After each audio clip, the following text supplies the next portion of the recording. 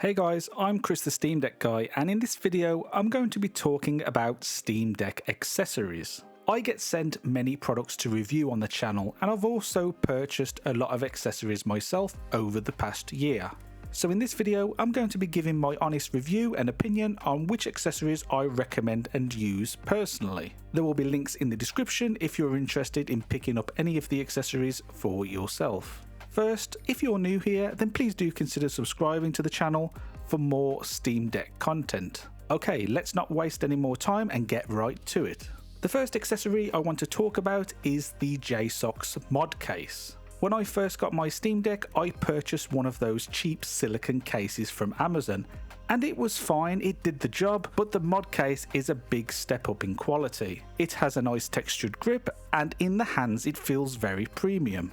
All of the buttons, such as the power button and the volume buttons, work great, which I did find was a problem with the cheaper silicone cases from Amazon. And there is also a large cutout for the USB-C inputs, so you can use the original Steam dock without any issues. This is called the mod case because you can attach various accessories to the rear using the supplied adapters. For example, you can attach a power bank or a portable dock to the rear of the Steam Deck. You also get a removable stand and even a front cover so that you can keep your Steam Deck well protected at all times. If you do own the official dock, you will find that the Steam Deck doesn't fit with the mod case attached, but there is a solution. Included in the box, you also get a silicone cover that slides over the dock, and then it fits nicely. One annoying thing is that the stand does get in the way, but it's a small complaint. If you were looking for a Steam Deck case, then this is an easy recommendation. Let's talk about carry cases. All Steam Decks come supplied with a carry case,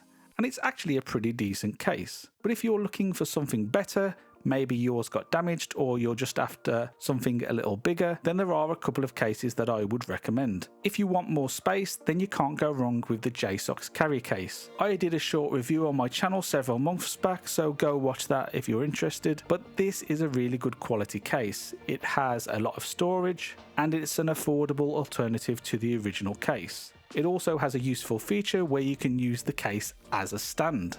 On the other hand, if you are after a case that's super slim, then TomTok has you covered. The TomTok protective case is well made and it's super slim, and it has just enough space to store the Steam Deck. The good thing about this case is that whilst it is super slim, it does still work with the mod case attached.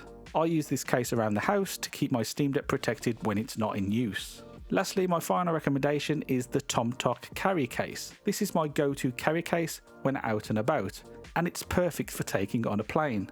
The Steam Deck has its own protective compartment and it's shaped to protect the analog sticks. It's also large enough to fit with the Steam Deck mod case attached.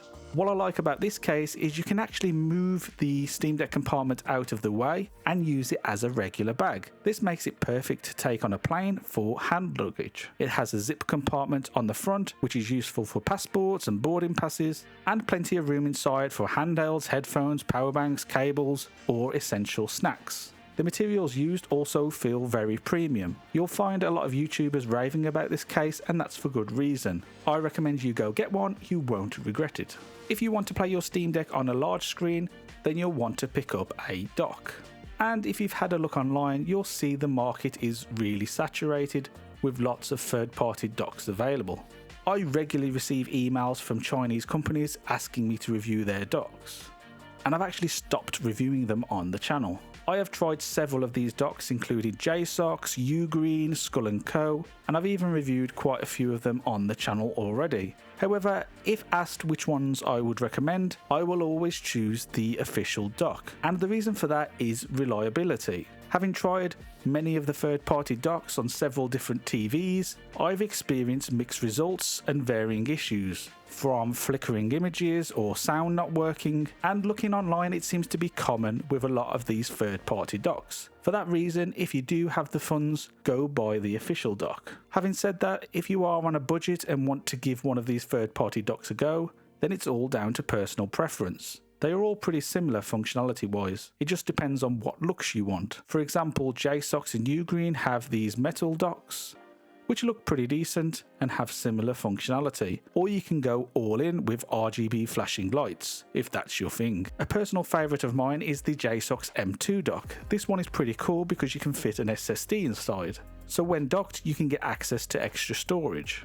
Something I plan to do eventually is to install Windows on this SSD so that when docked it becomes a Windows PC. Very cool. Now if you are buying a third party dock, keep in mind that you don't get a power cable included. With the official dock you do get a second power cable, which is why the price is higher. But once you factor in the cost for a second power cable, the price is more comparable. The power adapter I use is the Ugreen 65W portable charger. This is perfect for travel and includes one USB-A output and two USB-C outputs. At 65 watts, it's plenty powerful enough to both charge the Steam Deck and other devices simultaneously. A good power bank is essential if you're planning to use your Steam Deck away from a power supply. You'll want to get one that has enough power to charge your Steam Deck whilst playing and also enough capacity. I would recommend at least 20,000 milliamps and ideally you want at least 45 watts. Particularly if you're planning to charge your Steam Deck and other devices simultaneously. In terms of which ones I'd recommend, it comes down to price. My go-to is the Iniu, I think that's how you pronounce it, the Iniu B63 25,000 milliamp 65 watt power bank. This is a great budget option and often goes on sale on Amazon. This has a nice design, feels really good quality and comes supplied with a nice carry case. What I'm not a fan of is the deceptively large screen. It does only display the battery percentage remaining and nothing else, which is a shame, but otherwise this is a great power bank and one I would fully recommend. Another decent power bank is the JSOX 20,000 milliamp 65 watt power bank. You can actually get this bundled with the mod case, which makes for a good deal. Using the mod case mount, you can actually attach this to the back of the Steam Deck. Unlike the Iniu power bank, this one actually displays some useful information on screen so you can see how much power is being used. The last one I would recommend is the SharGeek Storm 2. This power bank is absolutely beautiful. Just look at it.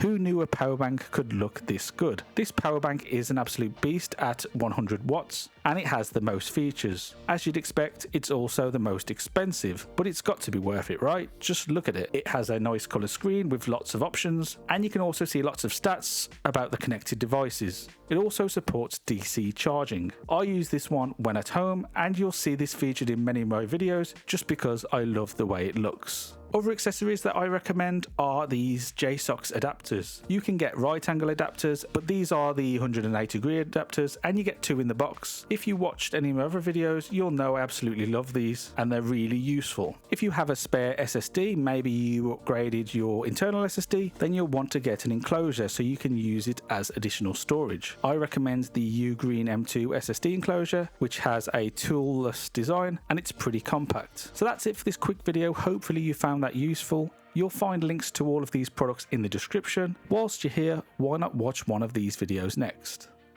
See you soon.